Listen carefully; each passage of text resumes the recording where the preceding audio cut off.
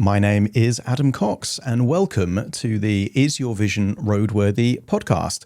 I'm joined with three experts on all different areas of eyesight to have a discussion about vision, particularly on the roads. Joining me today, we have Dr. Paramdeep Bilku. Welcome to the show. Thank you, Adam. Pleasure to be here. We have Rob Hurd. Welcome. Thank you, and welcome, Adam. And we have Ed Fox as well. Welcome to the show. Hi, nice to be here. So a good place to start, I guess, is a bit of an intro to all of you. So let's start with you, Paramdeep. Give us a bit of an introduction to who you are, where you're from, and what your take is on vision on the roads. Thanks, Adam. So I'm an optometrist by training, but I also work as clinical advisor at the College of Optometrists. They are the professional body for optometry in the UK. And what my role here today is really to get to the message across to all your listeners out there is that making sure that you have a regular examination is very, very important. Not only show that you can see clearly, but also that your eyes are healthy as well, and that you should be attending for them regularly, and that you should attend them according to the schedule set by your optometrist. Fantastic. Welcome to the show, Paramdeep. We have Rob Hurd from the Older Drivers Forum. Rob, tell us where the forum came from and why you're so passionate about safety on the roads. Yeah, so I work as a road safety consultant. That's one of my roles that I do. And now I was in the police for 30 years. 27 of them was roads policing, specialising in sort of, keeping our roads safe, but also head of road safety for Hampshire and Thames Valley Police for a period of time as well before my retirement. Now, in my career, unfortunately, I was also what we call a senior investigating officer, which means if there was a collision, fatality or potential fatality, I would get called out to the scene to investigate it, identify what happened and work out. Now, unfortunately, I attended over 300 fatalities during my career. Now, some of those involved drivers with defective eyesight. And there was one particular occasion that really caused me to set up the Older Drivers Forum. And that involved a 89-year-old gentleman who was on this particular evening driving the wrong way down a dual carriageway. And unfortunately, he had a head-on collision with a 29-year-old or 28-year-old and caused about his demise and his death. And our investigation showed that 89-year-old gentleman, who was a retired GP, was actually blind in one eye, below the legal eyesight limit in the other. But he genuinely thought he was fit and healthy to drive on the road. And that really highlighted to me about the importance of raising awareness to people about driving with good eyesight and regular eyesight checks, because otherwise we can cause the death of others and ourselves as well. Very shocking stuff. And we also are joined with Ed Fox from the Association of British Dispensing Opticians. Welcome to the show, Ed. Give us a bit of an introduction to you and why you're passionate about this topic. Hi, so as you said, my name's Ed. I've actually worked in the optical industry since I was 17 years old. I'm trained and registered as a dispensing optician, but my current role is within the membership department for the Association of British Dispensing Opticians. So we're a representative body that supports dispensing opticians in practice, but also we're there to help them make sure that the public are kept safe and can expect the best standards in eye care.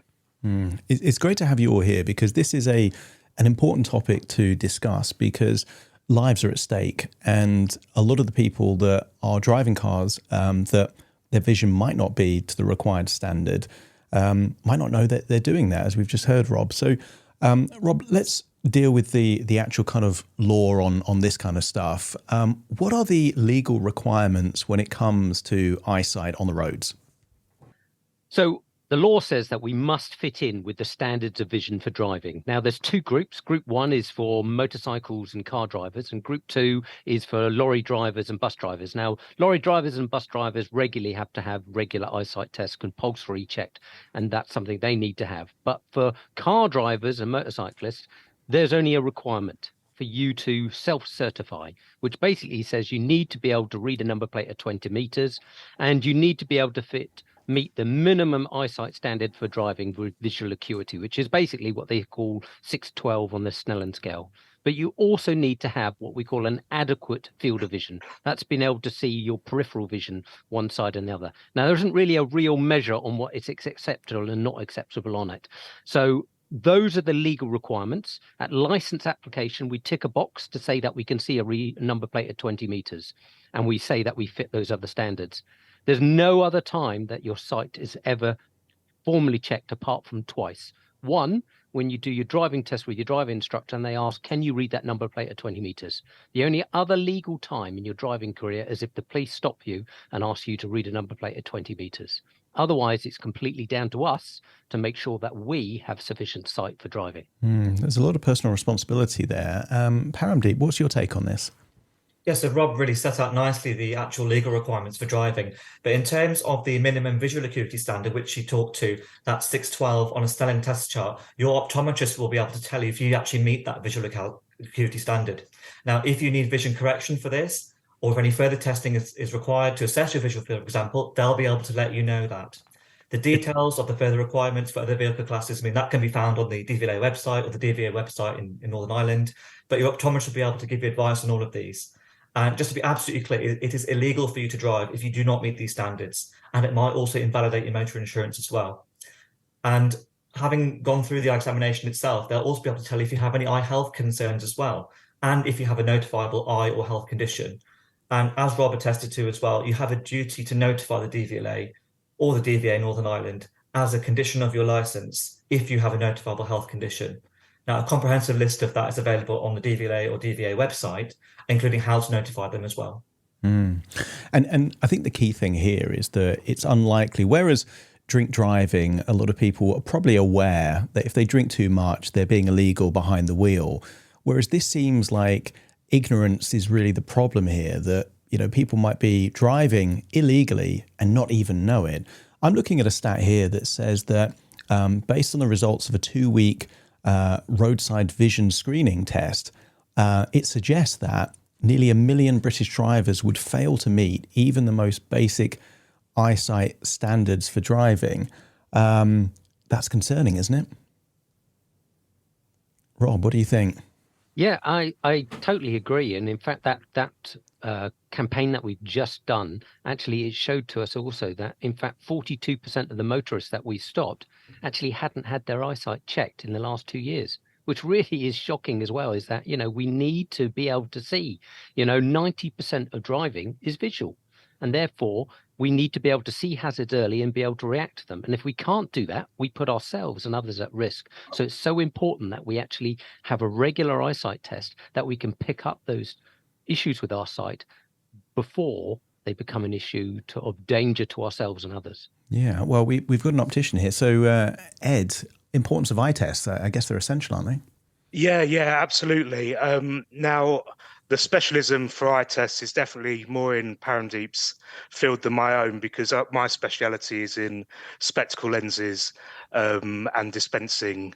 However, anecdotally, I think a big barrier for many older people to having sight tests would be that maybe that they're concerned that there are issues that could be raised by their optometrist, and it may prevent them from driving. They may have their license taken away by the DVLA. I think it's really important for people to remember that many eye conditions are perfectly treatable. For example, cataract can be treated, and often spectacle lenses themselves will bring you up to that driving standard. So I think it's really important for people not to be scared of bad news that they may get from their optometrist or optician. Yeah, that would be my thought as to why someone has an idea that their vision isn't great on the roads, but there's a fear that if they go to the optician, then it's going to have a chain reaction. They're not allowed to drive, and maybe they need that car for freedom. Paramdeep, obviously you're very knowledgeable in this area. What are the key reasons that stop people? Do you think, is it ignorance, or there are other fears that kind of stop people from wanting to kind of know the reality of their eye health? And that's a great question. There's quite a lot to unpack here. So, I think it's worthwhile, trying for me to answer in parts. I think initially, in terms of barriers, there may be misconception about the white test is. They may feel that just because they're told that they need to notify the DVLA that they may have a reportable or notifiable eye condition, is that the license will be taken away permanently. That's not the case. They'll be told not to drive for the period whilst they're being investigated, and the DVLA or DVA will undertake some additional checks, possibly a vision and also a visual field check to see if you actually meet that standard. So just be absolutely clear at the outset is that just because you're advised to notify the DVLA doesn't mean that your license will be taken away in the long term. Now, in terms of vision, firstly, the good news is that many people do have good vision and they don't often need vision correction to meet those driving standards for vision. Now, from the research that was conducted as part of this campaign, about 2% of drivers, they were stopped, were unable to read a license plate at 20 meters. However, while most people might think they can see well, that doesn't necessarily mean that they are healthy. Now, sadly, many eye conditions, they don't have many, if at all, any symptoms in the early stages of disease. And we know that early detection is absolutely critical for ensuring prompt treatment or referral, as patients have much better outcomes if they are picked up early. Now, this is why it's important for everybody, not just for drivers, to attend for regular sight tests. So as Rob mentioned earlier, just get those requirements at the outset when it comes to your driving test, and then if you are stopped by a police officer. But attending for regular eye check not only checks your vision, it also makes sure that you can see as clearly as you can to meet those visual standards for driving. And also if you have any eye health problems, because part of the eye test is to do a detailed examination inside the eye and outside of the eye to check for any signs of eye disease. Now, what's more, and what people might not understand, is that an eye examination can also pick up conditions which affect your general health. Things like high blood pressure, diabetes. I mean, only last week I had a patient who attended for a routine eye test. They had no symptoms, but while I was actually checking inside the eye, I actually picked up some signs of small bleeding or fluid buildup, and they were typical signs of diabetes. I then referred them. They got seen by their GP. They undertook some additional checks, blood tests, for example, and they confirmed that diagnosis. Now, if that was left undetected or untreated, that could have led to permanent damage to their vision. Now, sadly, diabetic retinopathy is actually a leading cause of vision loss globally. And in fact, in the UK, one of the leading causes of vision loss amongst the working age population. So, I mean, just to summarize that view is that for all the listeners out there, please don't assume that your eyes are healthy because you can read a number plate test. Mm-hmm. Please do attend for regular sight tests. And if you don't need vision correction or experience visual symptoms to ensure that either healthy, make sure that if you do get any problems, we'll be able to pick those issues up and treat you or refer you if needed. Yeah, because there's no downside, is there, to having an eye test? Because, 20 minutes of your time, you can have that. But there's a lot to be gained if you find out that, your vision isn't good enough to drive, or that there are some health conditions that could be better dealt with early. Precisely, Adam. And it's about, the eye examination or your optometrist as a healthcare professional, they're meant to be enabling you to get your best vision and keep your eyes healthy. So I would like to say the sight test shouldn't be something that could be seen as something that's a negative. It should be seen as a positive. You can check your eyes are healthy and you can see as clearly as you can. And if you need vision correction, you'll be able to be advised about what the most appropriate lenses and options are for you. Rob, looking at the roadside vision screening test, it looked like of those almost 900 people that were kind of tested by the side of the road, 17 drivers had their license revoked. Now, there's a lot of people that won't like the idea of having their license revoked. Was this a, kind of like a driving ban, that like if you had too many points on your license, or is this up until the point where they get the right optical eyewear and then they pass the test, they can be back driving again? Yeah, so this came about, it's a thing called Cassie's Law. Back in 2013, a new law came into place for the police. It was not really a law, it's a more procedural manner. It meant that if a police officer came across somebody that they found with defective vision, they could carry out a 20-meter number plate test. And if that person failed it in good daylight conditions, then they could notify the DVLA pretty much there and then. And within a matter of 20 minutes, the DVLA will revoke that person's driving license until that person can prove that their sight is now corrected and back to being able to see again. Then they would reapply and quickly get their license back through the DVLA. So it's a quick way of taking those off the road, because the previous 2013, what was happening is that people would be stopped by the police would submit a form to the DVLA and it would be delayed through post and systems before it was processed. This way now is a fast track, and it was brought in, and it's called Cassie's Law because of a young girl called Cassie McClaw, who was 16 years of age, who unfortunately lost her life due to a driver who had been stopped by the police. He had been told he shouldn't be driving, but because the police couldn't revoke or take his license there and then, he carried on driving. And a couple of days later, he unfortunately mounted the pavement and killed Cassie McClaw. And this changed about this law change, this procedural change. So it's very powerful. And actually, we've had a load of people now. This has been running since 2013. There's a lot of people every year now who are falling foul of this and having their licenses revoked. And in fact, one really good one that we picked up just from this recent campaign in Norfolk, was actually involving a lady who the police were following. She was wandering all over the road, slowly pulling out from a junction, sat in the middle of a junction. When she turned to left into a road, instead of going immediately left, she actually went past the junction, came back on herself. They stopped her, carried out a number plate test with her, and actually she came down to around about, I think it was around about 4 or 5 meters before she could read the number plate. And she was convinced that, there's nothing wrong with me. Now she had her license revoked. She went home and told her family about it, and her family were quite concerned about this because this was totally unlike mother. So they took her to the doctors. The doctor carried out some checks with the optician, and they found that she'd had a stroke. And this is what had caused the night before. And actually, they said if you hadn't have been picked up by this and come to see us, you were very likely to have a much more major stroke, and that could have really caused you the end of your life. So we can see that raising awareness to people is so important about regular eyesight tests. There was another story in our webinar we've recently done.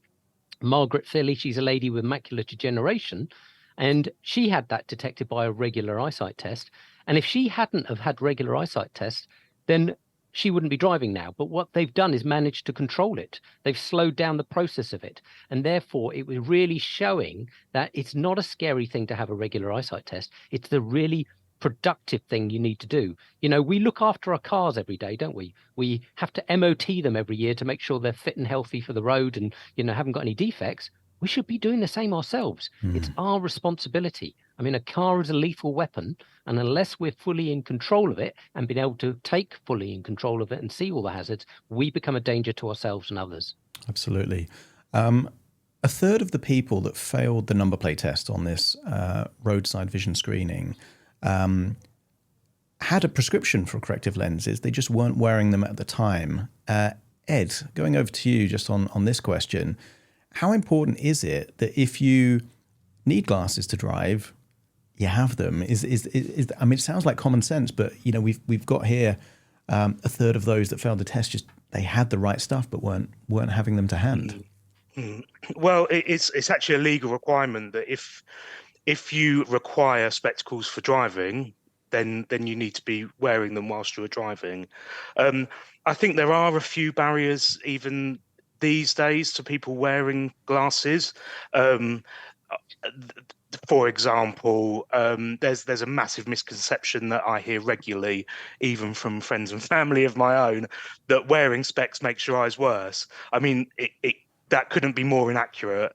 And I think especially with older people, that fear that they're going to become reliant in every aspect of their life, and it's just not true. You wearing spectacles never makes your eyes worse. But I also think it's important that even those responsible drivers that own a pair of spectacles and wear them when driving, we all sit on our glasses and we all lose our glasses. So I think it's really important for people to consider a spare pair of specs that they keep in their glove box for emergency use. I think it's also really important that everyone has prescription sunglasses if you need them. And if you don't require a prescription, I think it's very important to carry non-prescription sunglasses in the car, because the weather changing can have a massive effect on your vision when you're driving, even if you have perfect vision and don't require glasses. Just as an odd anecdote there, I remember I started wearing glasses when I was about 12, 13 years old, and I started jogging when I was about 15 or 16. And I did a little test on myself. I said, right, if I start jogging without any glasses, maybe that's going to improve my eyesight. Only first-hand reference, it doesn't. It just makes it really difficult to kind of jog around streets if you can't see what's happening. What we're talking about here is the equivalent, but people driving where people's lives are at stake. Yeah, absolutely. And what you've just said is a perfect example of where you could have spoken to your optician or optometrist about alternatives for when you're running. So, some people don't like wearing glasses. Well, we have optometrists and contact lens opticians that specialise in alternative, a big alternative to wearing spectacles, and that would be contact lenses. Paramdeep, how does poor vision actually impact your driving ability? What's the bit that has the biggest impact on that function? That is a good question, and in fact, there's some research that the college has been working with other groups they're with and research teams across the UK with respect to road traffic accidents, fatal crashes, and the impact of vision. And lots of research has shown. I mean, Rob's already given a stat up there already. Is that about 90% of vision is a key critical component to being able to drive safely, and I don't think the evidence will actually point anywhere other than that. And so what we do know from the research is that if you are in particular an older driver, you're more likely to actually have a car traffic accident attributed to your vision, because that's purely to do with the fact that a lot of eye conditions actually develop later in life as well. So that is why it's not just about getting your eye checked at an early age whilst you can see, assuming that you can see if you do need vision correction and never needing an eye check again. Those changes can be insidious. And that's why it's really important to make sure that even if you're not having symptoms, or if your vision is good and you do meet the vision standards, then you still should attend for regular eye examinations as well. I just wanted to make it really clear to everybody listening out there, although you may be given a recall date or recall period about when your eye test is due, please do not wait until that appointment if you develop eye or vision concerns between those appointments. If ever that occurs, please do contact your local optometrist or local optical practice in the first instance to get support on what to do. They'll be able to advise you if you need an appointment to investigate further. That could either be done remotely, could be done face-to-face. And across the UK, many practices offer fully funded NHS urgent or emergency eye care pathways. Now, they are there to help provide local and fast access to eye care when you need it. Now, most of these conditions, they can be managed in practice. And as Rob mentioned, and Ed has already attested to, lots of these conditions can be treated without need for you to give up your license or have your license revoked. Now, the management may involve prescribing of medicines, or they might require further assessments and appointments, but they'll be able to refer you to the most suitable channel. That might be the GP, to local hospital eye service, signposted to support outside of that. And that means that you can ensure your eye concern is managed appropriately. So to be absolutely clear, please don't wait if you have a vision problem or visual concern, contact your optometrist or optician in the first instance. Rob, you're chairperson of the older persons kind of forum here. The stats of this screening test show that the oldest to fail the test was 90, but the average age of drivers that failed was 69.3 years, nearly 70 years. It does look like it becomes a bigger problem as you age. Are there any tips or advice you would have for people as they get older in life while still driving that maybe they need to do that the average person maybe in their 20s, 30s or 40s maybe wouldn't need to? Yeah, I think really at any age, we should not become complacent about our sight. It's a really important thing. There are people in young ages who have really poor sight and shouldn't be driving and don't realize, because they've grown up and always had those sight issues, that they need to get them corrected. But we certainly, exactly as Parandeep said earlier, we have, as we age, our sight does start to deteriorate quite often without us really realizing it. It can suddenly change, slowly go less and less, and we compensate our driving with it, compensate with not driving at night so much with it, compensate with the way that we drive and the roads we use. So one of the things is really importantly is to have a regular eyesight test at least every 2 years, or whatever your optometrist suggests to you that's required for you. Again, like I said, at the age of 70, it's a self-certification. So we have to tick a box to say we're fit and healthy to drive. But it's actually down to us to make sure that we are fit and healthy to drive, and that our sight. Don't just tick a box and think I can read that 20-meter number plate test. To me, the 20-meter number plate test is only something that the police can use at the roadside. I really think for us as individuals to be really responsible about ourselves is that we should go and have an eyesight test every 2 years as a minimum. That's what we should do. The number plate test doesn't pick up peripheral vision, doesn't pick up contrast sensitivity problems, all these medical conditions we've talked about, doesn't pick them up early. So I'd really think it's an important thing that we all regularly do that. Now, we talked about as we get to the age of 70, and a lot of those failures are from the age of 70 and above. It's true.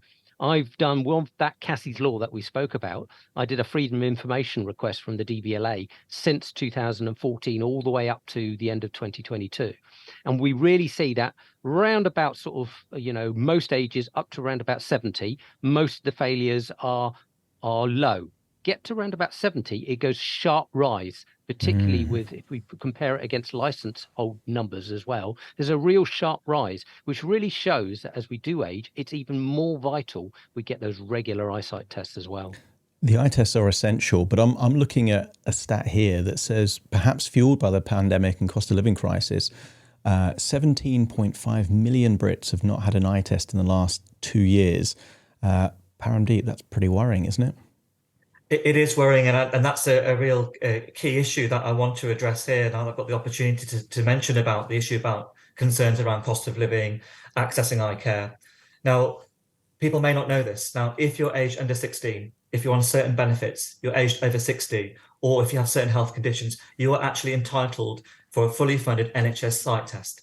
So they covers the cost of all the checks that are undertaken during that sight test. And also, if you need vision correction, again, if you're on certain benefits, you may also qualify for an NHS optical voucher. They can contribute towards the cost of your glasses. So what my key message is there is that for those groups, particularly those who are at the at-risk groups, there's no reason why you should put off your eye examination. Now, just as you would attend for your regular dental checkup, you should also attend for your sight test as well. And if you're not sure if you qualify for an NHS fund examination, do contact optometrist or optician in the first instance. They'll let you know if you qualify. And also, in terms of price points, people are concerned that the cost of glasses or contact lenses it can be a challenge. Now, we fully appreciate in the current climate that is an issue. But again, as I mentioned earlier, having access to an NHS optical voucher, that might cover most of all the cost. But many optical practices across the UK have a wide range of offerings, all the way from budget frames all through to designer, and you can suit a budget that suits you. And then lastly, even if you find that your practice doesn't meet within your budget or within your range, you can take your prescription to another practice who will then be able to dispense it where it's more appropriate for you. So just want to make absolutely clear in terms of price and issue in respect to access to eye care, I really want to make it clear that that shouldn't be a barrier. And lastly, optical practices are open. No, throughout the pandemic, they were open, providing emergency care. And even now, the waiting lists are relatively short, and you can contact your optometrist and they'll be able to give you advice about how early they can see you, depending on what your needs are. Now, just on a related note, Rob talked about, the importance of regular eye tests as well, but I often get questions from my patients, apparently, what can I do to keep my eyes healthy, fit and healthy so I can drive and see as well as I can? Now, in addition to just attending for regular eye tests, there are some general advice that we give. Number one, avoid smoking. Number two, eat a healthy and balanced diet. And number three, undertake regular exercise. So just as you would do for your general health, it has a major impact on your eye health. We know from research that smoking can lead not only to conditions such as lung cancer, but there are also risk factors for cataract. And it's also associated with macular degeneration. And both of these conditions can affect your sight. Now, poor diets, lack of exercise, that can contribute to cardiovascular disease. And we heard an example from Rob already, a lady who had a stroke. Now, if those conditions aren't picked up or treated, they can have serious impacts on your general health, but also your eye health as well if they're not picked up or treated as soon as they can be. Rob, over to you on this, because obviously it relates a lot to your area of expertise there.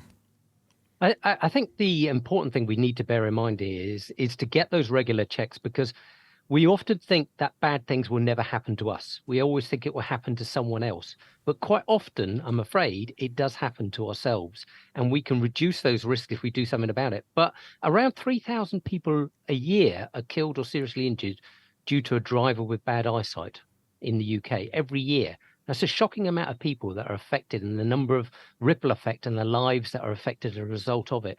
There's one case that we've highlighted in our recent webinar all about this, which was in fact a 70-year-old gentleman who was exactly one of those people, very fit, healthy, kept a good diet.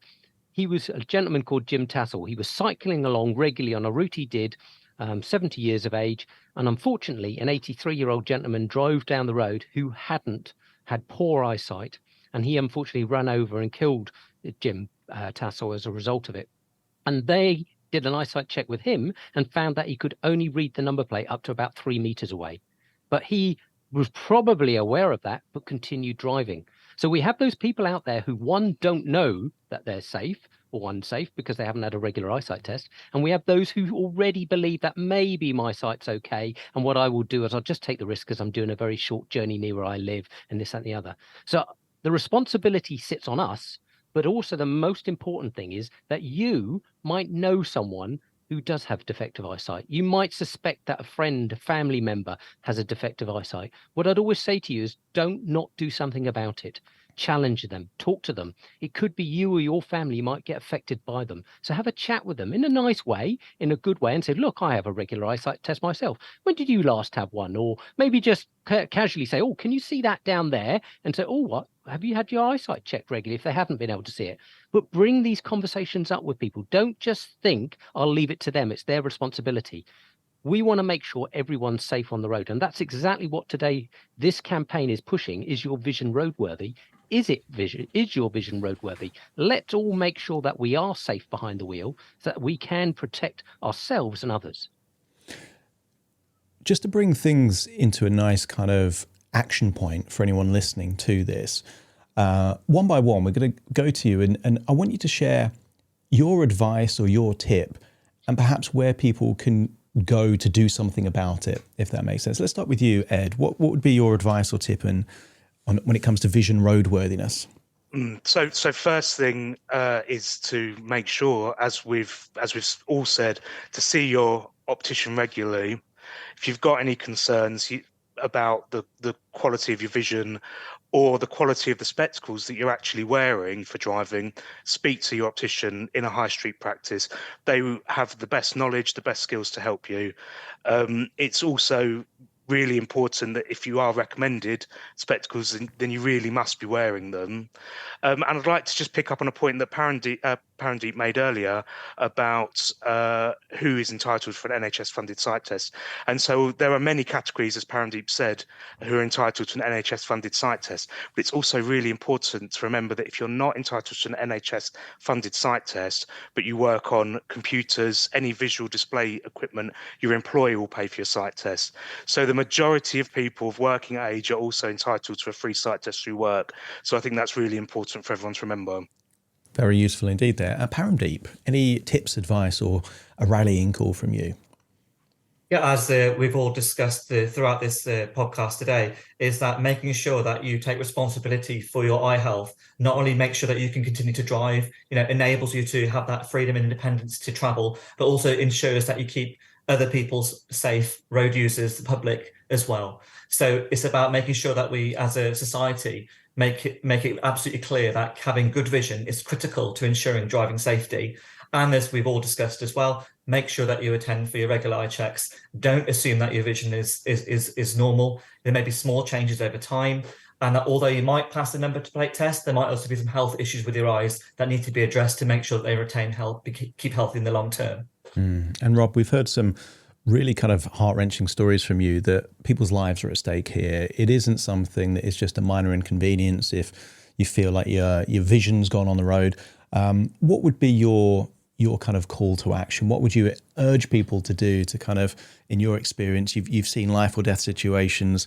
What do people need to do if they're kind of affected by this? So the most important thing is never to be complacent. Don't think my sight's perfectly okay.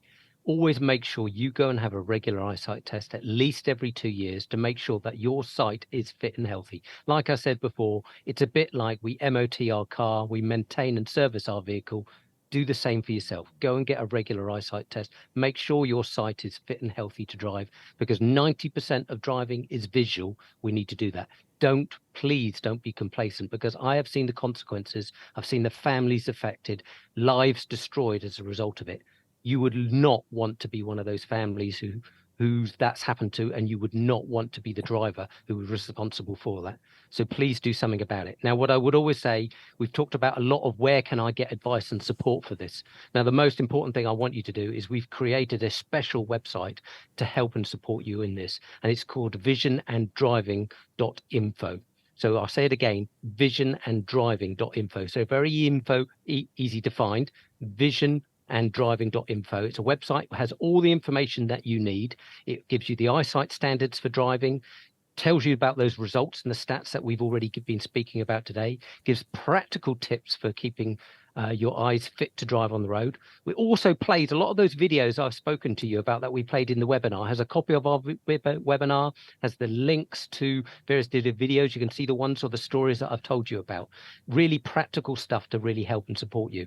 And it will signpost you to all those websites we spoke to as well. So please go and have a look at the website and explore that. And let's hope and keep the roads safe for all. Absolutely. And just going back to Ed there, have an extra spare pair of glasses in your car. That's useful as well, just in case you kind of break them, misplace them. Paramdeep, any final words from you at all? Yeah, sure. So I often get queries from my patients about what actual practical steps that they can take to help prevent or reduce glare when they're driving. As Rob mentioned earlier, a lot of the issues in terms of your sight becomes more an issue, particularly at night time. And that is where most of the road traffic accidents actually take place. There's physically less light. You need more light to be able to see as clearly as possible. But one of the key things I want to make sure is that, although we've talked about eye health, make sure your car is roadworthy as well. You want to make sure your windscreen is clean and clear, both on the inside and outside. Make sure your wipers are working. That's particularly a problem in a low-lying sun or icy conditions when they reflect off the surface of the road. So make sure that your car's working in order and your windscreen is clear so you can see. And as Ed will probably speak to in a little bit more detail, it's very, very useful to have a pair of sunglasses to help with the glare from the sun as well. It's important that you use the right ones, though. Ed will probably come in on there and help me with this if I need some support, Ed. But in terms of sunglasses, not all of them are suitable for driving if they are too dark. So that's really clear. You should make sure that they comply with the relevant British standard, carry the UKCA mark or the CE mark, and that means that they're manufactured according to strict criteria so that they work as intended, are safe to use as well. That standard sets out the category which the sunglasses fall into, which depends upon the density of the tint and how much light can actually pass through the lens. So lenses which allow less than 75% of the light, that mean they can't be worn in twilight conditions or at night at any time. Your dispensing optician or optometrist should be able to advise you on this. Sunglasses with anti-reflection coatings, that allows improved light transmittance. It might help to reduce it a little bit as well, as can polarization filters. Particularly if you're driving in the daytime and it's a wet conditions, they stop the reflections that come off the surface of a wet road, for example. So if you need prescription glasses as well, prescription sunglasses are also available in the same format. So in terms of helping minimize the potential risks associated with driving in those conditions, there are lens options which can allow you to see as clearly, as comfortably as you can. Finally, I would suggest that if you do choose sunglasses, don't get the ones with the wide size. They should be narrow because your peripheral vision is just as important as your central vision while you're driving. So if they are deep or very wide, they can obscure your vision. So they are not recommended for driving. I guess they become blinkers at that point. And I guess with the sunglasses, there's a reason that you don't have tinted glass on the front of the car, because you need it at night to be able to kind of see. So very, very useful stuff there. Ed, Paramdeep, Rob, thank you so much for joining me on this podcast today. Rob, give us that website one final time, just in case anyone wants to visit that. Yes, so it's visionanddriving.info. Visionanddriving.info. Visionanddriving.info. Get yourself an eye test if you haven't had one recently. Ed, Paramdeep, Rob, thank you so much for joining me on this show. Thank you. Thanks very much. Thanks a lot. And to you at home, thanks for listening to the Is Your Vision Roadworthy podcast. See you again next year.